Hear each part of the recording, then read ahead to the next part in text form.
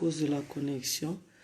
Pour ceux-là qui sont en train de me suivre en direct, j'étais en train de dire que je viens bénir toutes les personnes qui m'ont poussé à monter la vidéo, à donner au peuple de Dieu ce que toutes les expériences, peut-être pas toutes, mais les expériences que j'ai vécues avec le Seigneur.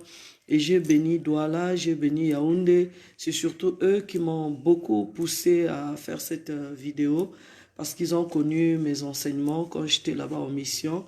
Et je bénis également notre frère Faustin. Depuis presque plus d'une année, il a insisté, mais nous avons besoin des enseignements, nous avons besoin de la vidéo. Et je bénis le Seigneur pour toutes les personnes qui ont intercédé. Vous savez, Dieu ne fait pas des choses à notre temps. Il fait toujours des choses à son temps. Et nous sommes là pour obéir à son temps, à faire sa volonté et pas la nôtre. Et je vous bénis pour vos prières, pour les intercessions, pour tout ce que vous avez fait. Et chaque fois, nous aurons une diffusion et vous allez obtenir ce que votre cœur désire par rapport à ce que le Seigneur a mis en moi. J'étais en train de bénir tous les aînés dans la foi qui ont participé à mon édification, à ce que je puisse croître dans le Seigneur, que je puisse monter avec Jésus. Je les bénis tous, ceux qui ont souffert, ceux qui ont payé le prix pour que j'accepte Jésus, que je puisse croître, que je puisse monter. Et surtout, je viens bénir les chantres. Vraiment, les chantres, vous avez été un grand appui pour ma maturité spirituelle, pour ma montée spirituelle. Parce qu'il y avait des moments, il y avait tellement de persécutions, des souffrances atroces. Je n'arrivais plus à monter. Vos chansons m'ont aidé, que ce soit dans l'adoration, dans les supplications, dans les lamentations. Je viens carrément vous dire merci. C'est ce que j'ai dit tout à l'heure, que quand vous voyez une servante de Dieu, un serviteur de Dieu faire sortir une parole de connaissance, ce n'est pas le hasard, c'est quelqu'un qui est passé par un grand feu, qui a payé un grand prix. Et je parlais de Paul tout à l'heure, plutôt je parlais de Jean qui était emprisonné dans l'île de Patmos pour recevoir la révélation de l'Apocalypse. Une grande partie de sa vie avait été sacrifié pour recevoir cette révélation. Il n'a pas été marié, il n'a pas eu d'enfant. Aujourd'hui, l'enseignement qui est dans l'Apocalypse nous aide beaucoup.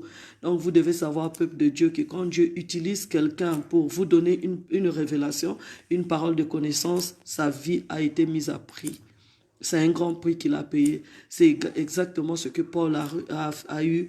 Paul était en prison en Rome. C'est là où il a écrit tout ce que nous avons reçu comme épître qui nous édifie dans le corps de Christ aujourd'hui.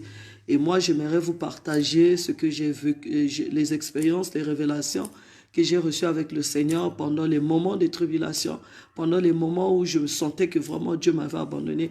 Et ce sont ces moments-là que Dieu m'a visité pour me donner des grandes révélations que plusieurs connaissent déjà, qui ont intercédé pour que je puisse donner. Et j'ai dit que nous allons parler plus de l'esprit, parce que je suis né dans un ministère de l'esprit. Là, on a parlé plus de l'esprit et de la délivrance. Et par rapport aux expériences que j'ai eues, le Seigneur m'a fait grandir aussi dans les enseignements qu'il m'a donnés.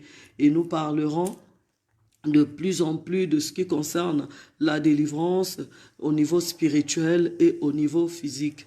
Comment ça se fait dans le monde spirituel, parce que c'est dans ce domaine-là que je suis resté plus de 20 ans. Et plus de 20 ans, il y a eu beaucoup de choses que je ne comprenais pas, que j'ai interrogé le Seigneur, que le Seigneur m'a ointe aujourd'hui pour vous partager. Et pour commencer, j'ai dit que nous allons parler de Ézéchiel 36, à partir du 26e verset. C'est la révélation clé dans le monde spirituel. Le Seigneur, le Père lui-même, il avait dit, je vous donnerai un nouveau esprit.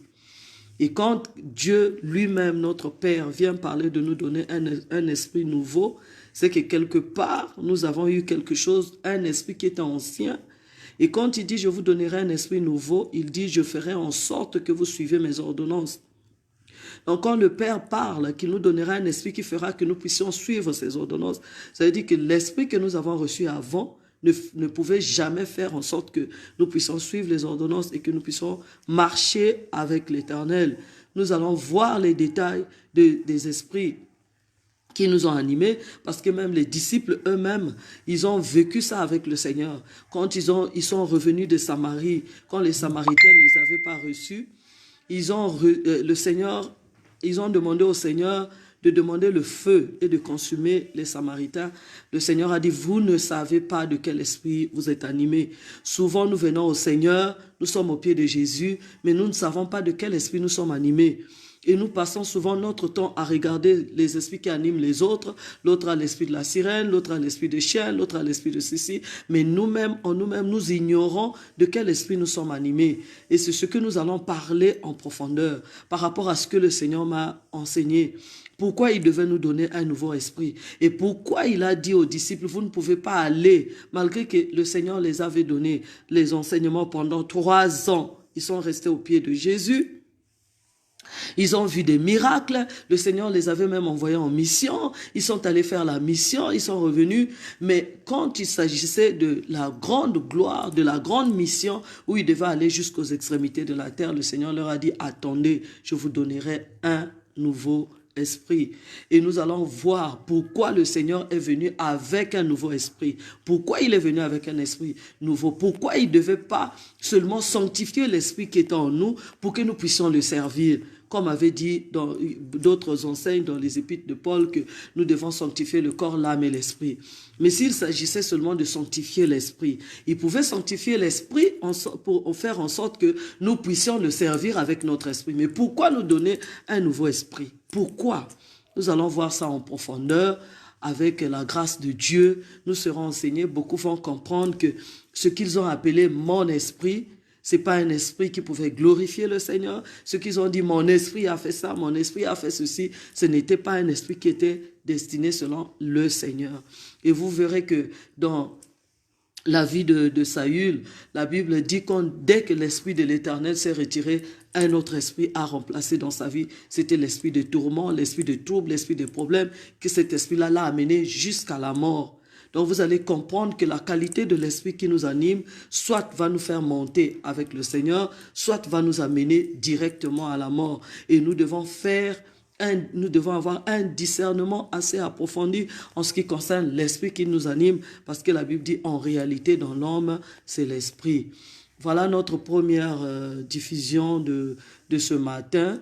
Nous avons d'autres occupations. Nous allons continuer à vous donner ce que le Seigneur nous a donné. Ça n'a pas été facile de recevoir cet enseignement. Mais je bénis le Seigneur du prix que j'ai payé pour avoir quelque chose de très grand, un grand enseignement. Et je sais que ça va vous bénir. Par rapport à cet enseignement que nous venons de commencer, de quel esprit sommes-nous animés, je crois que les gens qui m'ont suivi en direct, vous allez commencer à vous interroger vous-même. Mais si je suis animé de l'Esprit de Dieu, pourquoi je force tout? Pourquoi je force à marcher avec le Seigneur? Pourquoi je force même à lire la parole? Même quand je commence à méditer, je dors. Je n'arrive pas à monter avec le Seigneur.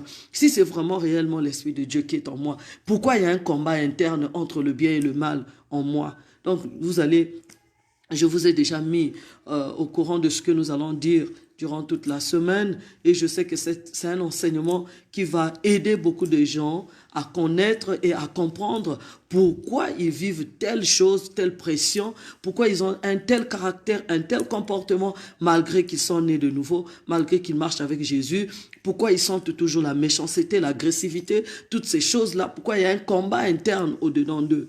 Et nous allons découvrir par la grâce de Dieu. Soyez bénis pour cette première diffusion. Je sais que ça va interpeller votre conscience et le Seigneur va faire en sorte que par son esprit qui m'a donné cet enseignement, qu'il réveille un peu, qu'il vous réveille afin que vous puissiez comprendre que oui, ma vie, il y a un problème. Je n'arrive pas à maîtriser le domaine spirituel dans lequel je suis engagé. Je vais prier, Seigneur, merci pour ce moment que nous venons de passer ensemble avec tes enfants. Pour cette première partie, je sais que, Seigneur, tu vas encore beaucoup nous enseigner, beaucoup nous édifier, afin que ton nom soit glorifié. Bénis cet enseignement pour toutes les personnes qui l'ont écouté partout où ils sont.